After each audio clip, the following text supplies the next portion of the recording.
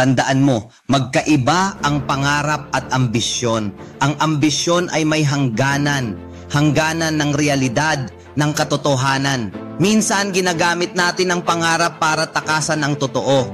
Pero kung hindi natin haharapin ang katotohanan, paano natin maaabot ang mga ambisyon natin? At kapag paulit-ulit tayong bigo, doon nagsisimula ang mga taong mawalan ng gana. Ayaw ng mangarap, ayaw ng umambisyon. Huwag sana umabot sa ganun. Hindi kailangang malaki agad ang ambisyon. Pwedeng maliit lang muna. Basta magsimula ka, basta tapusin mo. At pinakaimportante, huwag mong iasa sa iba. Huwag kang laging hiram. Huwag kang laging hintay. Dahil kung kaya mong simulan at tapusin ang ambisyon mo ng mag-isa, malay mo, balang araw, makamit mo rin ang mga pangarap na akala mo'y malabo.